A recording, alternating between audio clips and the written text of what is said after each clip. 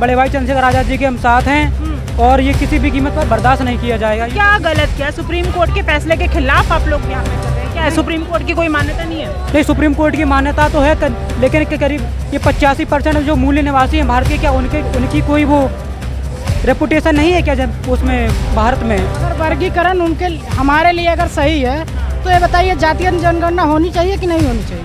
तो उनको गलत क्यों लगता है? उनके पेट में क्यों दर्द होने लगता है? बताइए ना क्यों दर्द होने लगता है? अगर आपको क्या दिक्कत? अगर वर्गीकरण उनके लिए सही है या हमारे लिए सही है तो जातीय जनगणना करवा दें। मोदी साहब को क्या दिक्कत हो रही है? उनको क्यों उन्होंने सारे चीज तो उनके हैं, सुप्रीम कोर्ट उनका है, हाई कोर्ट उनका है, सारे सांसद उनके हैं। सुप्रीम कोर्ट मोदी जी का हैं उनके, सुप्रीम कोर्ट मोदी जी का है, सब किसका है? अगर जातिगत जनगणना होती है तो उस हिसाब से सबको आरक्षण दिया जाएगा, तब वर्गीकरण के लिए कोई विरोध नहीं करेगा।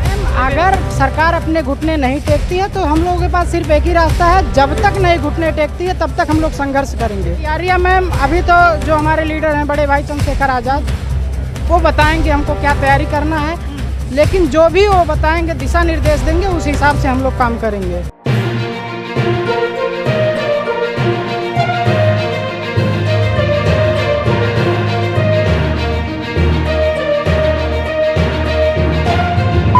नमस्कार, इस वक्त हमारी मौजूदगी जो है इंदिरा गांधी स्टेडियम में है और यहाँ पर चंद्रशेखर आज़ाद, सांसद चंद्रशेखर आज़ाद के द्वारा महारैली का आयोजन किया गया। तस्वीरों में कैमरामैन से कहूँगी एक बार पीछे से दिखाएं कितना क्राउड, लाखों की तादाद में यहाँ पर लोग मौजूद है। पूरा कैमरा घुमाकर एक बार दिखा दे कि कितनी भीड़ यहाँ पर मौजूद है। चंद्रशेखर आज़ाद के समर्थन में ये लोग आए हैं। आखिर इनसे जानने की कोशिश करते हैं कि ये लोग यहाँ पर क्यों आए हैं। क्या नाम है आपका? मेरा नाम आशीष कुमार है और क्रीमी लेयर के विरोध में हम यहाँ पे मौजूद हुए हैं। चंद्रशेखर भाई ने आह्वान किया था कि क्रीमी लेयर को किस तरीके से लागू नहीं होने देना, इसलिए हम अभी आए हैं। ये तो ट्रेलर था। क्या दिक्कत आ रही है?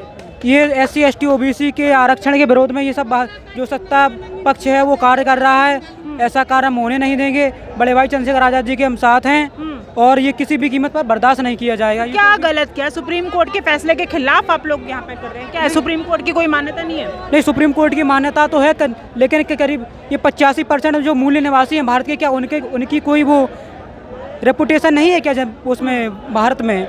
संविधान में 85% जो मूल निवासी हैं उनको आरक्षण दिया गया, लेकिन जो सरकार है वो ख़त्म करना चाहती है। तो क्या आपको और कोई आश्वासन मिला है? आप लोग इससे पहले भी भारत बंद का ऐलान हुआ था और आज यहाँ पर पूरी लाखों की तादाद में पब्लिक दिल्ली पहुँची है, तो क्या कुछ उम्मीदें लग रही हैं?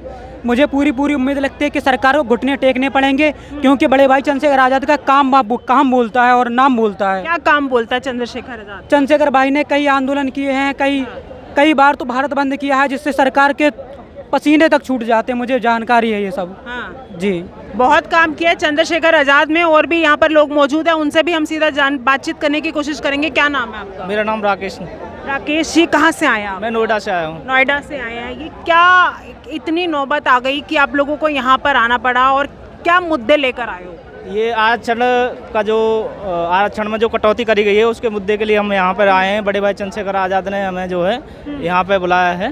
वर्गीकरण हुआ है तो उसमें क्या समस्या है, क्या दिक्कत है? कोई सोच के सुप्रीम कोर्ट है तो उसने क्या फैसला लिया, आप उसी के खिलाफ आप लड़ रहे हैं? हाँ, क्या नाम है आपका? विजय निषाद मेरा नाम है। अगर वर्गीकरण उनके हमारे लिए अगर सही है तो ये बताइए जातीय जनगणना होनी चाहिए कि नहीं होनी चाहिए?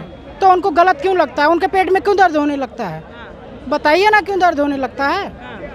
अगर आपको क्या दिक्कत? अगर वर्गीकरण उनके लिए सही है या हमारे लिए सही है तो जातीय जनगणना करवा दें, सारी समस्याएं खत्म हो जाएंगी। उस हिसाब से जो जितना % है उसको आरक्षण दे दें। और 1931 से आज तक क्यों नहीं जातीय जनगणना हुई?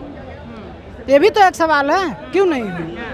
विपक्ष लगातार इसकी मांग करता हुआ आ रहा है, तो क्या उम्मीदें लग रही हैं उनसे? जी, होनी चाहिए और करवाना ही है। तो क्या लग रहा है, क्योंकि अब जिस तरीके के नतीजे आए, विपक्ष मजबूती से बैठा है, मोदी साहब को काम करने में दिक्कतें हो रही हैं?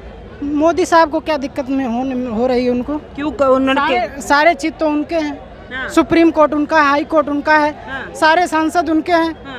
सुप्रीम कोर्ट मोदी जी कर हैं उनके। सुप्रीम कोर्ट मोदी जी का है। तब किसका है? हाँ, आखिर उनके इशारों पर तो वर्गीकरण चल रहा है, आखिर किसके इशारे पर काम हो रहा है बताएं? हाँ।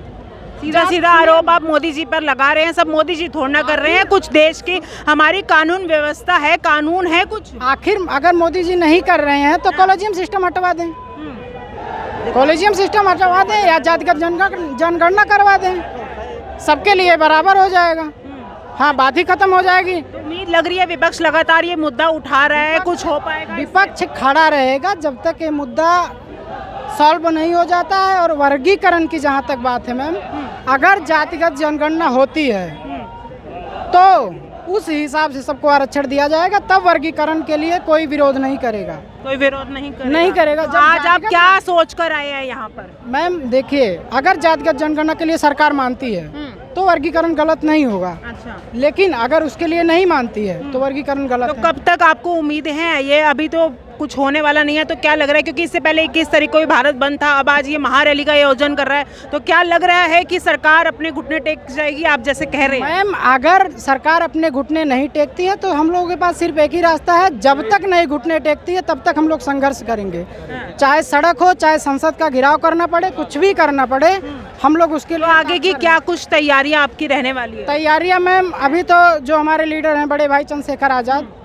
वो बताएंगे हमको क्या तैयारी करना है, लेकिन जो भी वो बताएंगे, दिशा निर्देश देंगे, उस हिसाब से हम लोग काम करेंगे।